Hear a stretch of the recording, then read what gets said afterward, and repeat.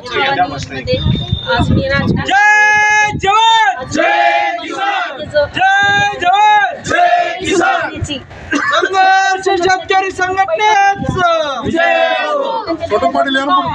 शेतकऱ्याविषयी त्यांची तळमळ काय आहे की आपण त्यांच्या तोंडून जाणून घेऊ.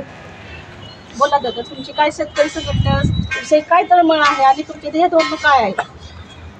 जय शिवराय, जय जवान, जय किसान. शेतकरी आज हा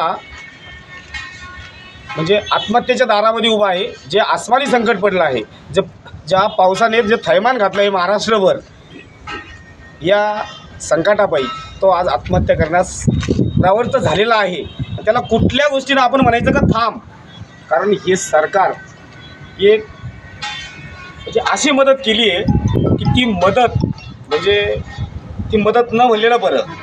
त्याच्यासाठी एक मनात कुठंतरी शेतकऱ्यांचा मुलगा म्हणजे तळमळ, त्यांची जी हालापेष्टा बघून एक डोक्यात आलं नाही आपण शेतकऱ्यांसाठी संघर्ष करायचा. कारण आतापर्यंत बरीच जण आलीत, भरपूर जण आले.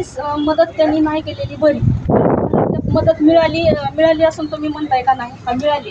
खरंच मिळाली आहे का मदत? ही अद्यापर्यंत आमची शेतकऱ्यांची पंचनामे झाले नाही. ही फक्त जाहीर केलेली मदत, ही कागदोपत्री जाहीर केलेली मदत आहे. प्रत्यक्षात अजून आमच्या शेतकऱ्यांच्या हातात जी तुटपुंजी मदत दिली त्याच्यातलं ₹1 मिळाला नाही. आणि ही घेण्यासाठी आणि जे शेतकऱ्यांचा जो संघर्ष आहे तो संघर्ष मिटवण्यासाठी आतापर्यंत बरीच शेतकरी नेते आलीत.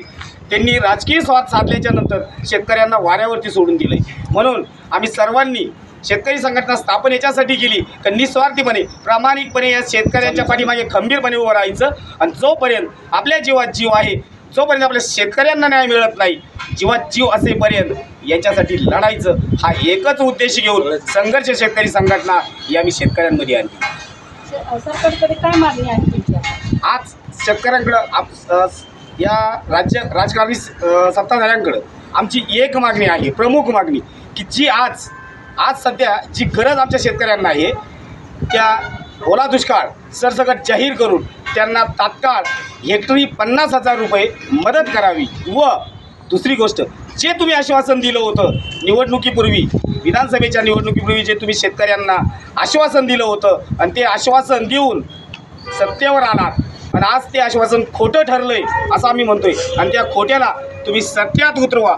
अन्यथा सत्यात का उतरवा तर कर्जमाफी सरसकट आमच्या शेतकऱ्यांना कर्जमाफी ही मिळाली पाहिजे. आणि ती आजच्या घडीला काळाची गरज आहे. आणि ही कर्जमाफी जोपर्यंत तुम्ही देत नाही तोपर्यंत आम्ही तुम्हाला सोडणार नाही आणि तुम्हाला आम्ही रस्त्यावरती सुद्धा फिरकू देणार नाही.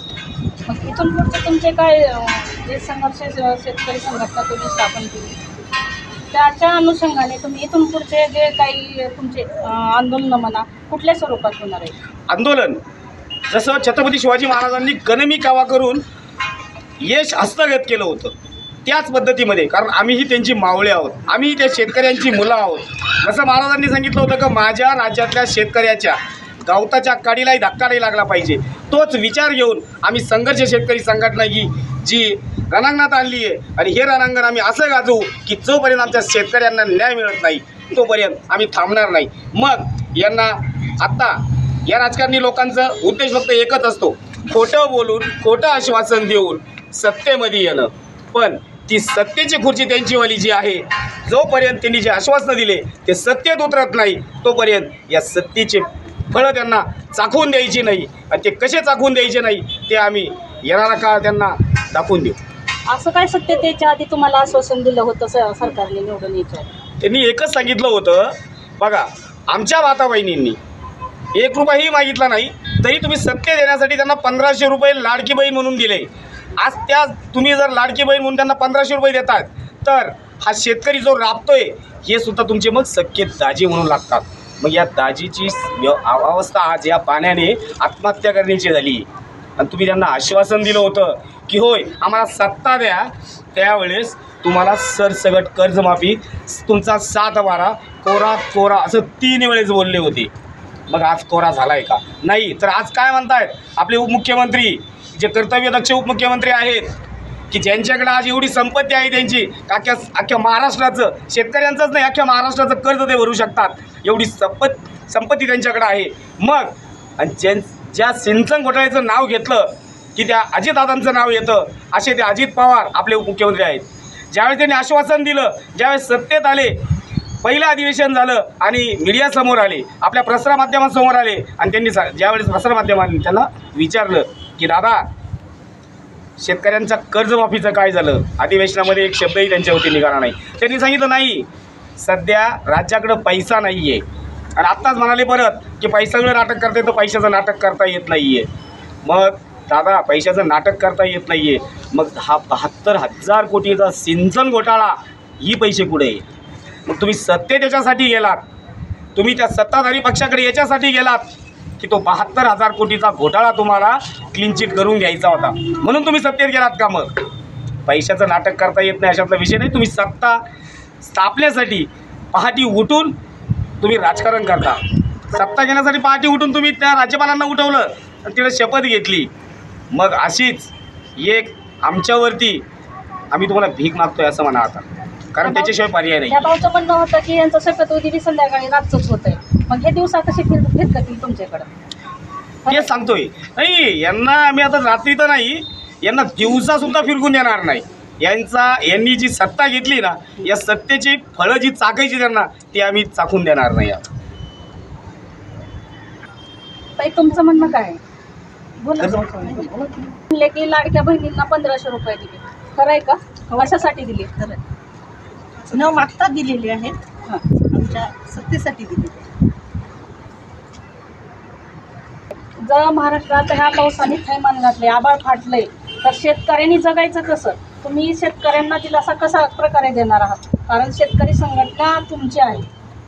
संघर्ष शेतकरी संघटनेचं मला हेच सांगायचं आहे की जेव्हा शेतकऱ्यावर अनेक संकट येतात, मग ती खताची भाववाढी असो किंवा त्याच्या मालाला हमी भाव नसावा, हा सुद्धा एक मोठी अडचण आहे. कारण शेतकऱ्याला फसवलं जाते प्रत्येक निवडणुकीमध्ये की आम्ही तुम्हाला कर्जमाफी करू, आम्ही तुम्हाला शेतीमालाला भाव देऊ, आम्ही तुम्हाला कर्ज देऊ, परंतु याच्यातलं काही होत नाही. कारण शेतकरी हा भोळा आहे, तो लगेच विश्वास ठेवतो आणि त्याला निवडून देतो. पण निवडून आल्यानंतर हे राजकीय लोक विसरून जातात आणि शेतकरी भोळा बाबडा असल्यामुळं तो सुद्धा जास्त मनावर घेत नाही. म्हणून शेतकरी संघटनेतर्फे भोळ्याला आम्ही आता हुशार करणार आहे की याच्यानंतर की आपला जो माल आहे हा आपण स्वतः विकायचा आणि विकत असताना आपण ठरवायची किंमत. कारण हमी भाव नसल्यामुळं आम्हाला कर्जमाफी करा असं म्हणावं लागतं. तुम्ही हमी भाव द्या, आम्ही तुम्हाला कर्ज देतो, हेच आम्हाला सांगायचं आहे. कारण उत्पादन आम्ही करतो आहे. एक मोटरसायकल जर बनवली तर त्याचा अधिकार किंमत ठरवायची किंमत त्या मालकाला असते. मग आम्ही एका बियाचे 1000 दाणे तयार करतो, ही आमची एक कला आहे. मग या कलेला कुठेतरी वाव भेटला पाहिजे. कारण आम्ही घाम गाळतो आणि आमच्या रक्ताचं काय करतो ते जळून आम्ही पिकं काढतो आणि शेवटी निराशा येते. आज मुलीचं लग्न असेल, त्याच्यानंतर त्याच्या घरासमोर ढोरं असेल, त्यांना आज चारा पण नाही. इतके हाल झाले की मातीसुद्धा राहिली नाही. कारण इतके हाल जर सहन करता फक्त शेतकरी करत असेल, त्याच्या कष्टाचं त्या ठिकाणी पांग आपण करू शकतो. मग सरकारकडे काय मागणी आहे तुमची शेवट? सरकारला एकच मागणी आहे की तुम्ही मायबाप आहात, आम्हाला हेक्टरी 50,000 रुपये मदत द्या आणि एवढ्या वेळेस द्या. पुढच्या वेळेस हमी भाव द्या. त्याच्यानंतर आसमानी संकट येऊ काही आम्ही तुम्हाला मदत मागणार नाही, पण आम्हाला हमी भाव द्या आणि हेक्टरी 50,000 रुपये शेतकऱ्याला द्या. कारण ज्या मातीमध्ये तो बी पेरतो ती माती शिल्लक राहिली नाही, तिथं खडक उघडे पडलेले आहेत. पुढं आता हे 10 वर्ष त्याचे मागे गेले, तो काय करणार? दादा काय शेतकऱ्यांविषयी? शेतकऱ्यांविषयी माझं एवढंच म्हणणं आहे की आज जे आपण बघतोय पावसाने जो थैमान घातला आहे, तर त्याच्यामध्ये काही शेतकऱ्यांचे जे त्यांचं रोजीरोटी होतं ते शेत असं वाहून गेलं आहे, किंवा जे गाई असतील किंवा काही त्यांच्याकडे शेळ्या असतील त्या वीज पडण्या कारणामुळे त्या संपलेल्या आहेत. तर तेच माझं म्हणणं एवढंच आहे की सरकारने लवकरात लवकर या ठिकाणी कर्जमाफी करावीच आणि जे नुकसान झाले ते नुकसान भरपाई देखील करावी.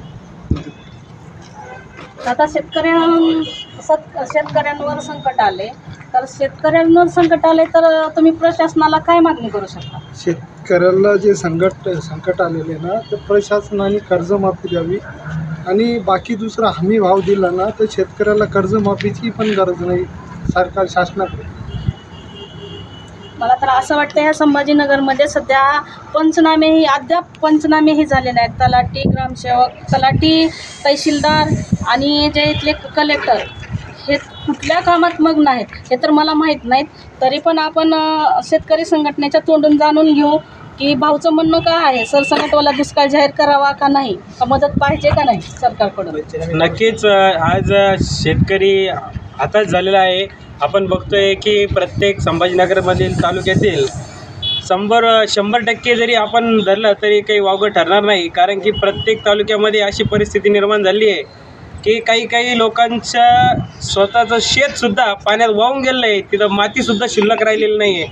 तर मला एवढं सांगायचं आहे की येणाऱ्या काळामध्ये शेतकऱ्यांसाठी या सरकारने लवकरात लवकर एक चांगल्या प्रकारे त्यांना मदत कशी करता येईल व कर्जमाफी व एक शेती हमी हा निर्माण करून द्यावा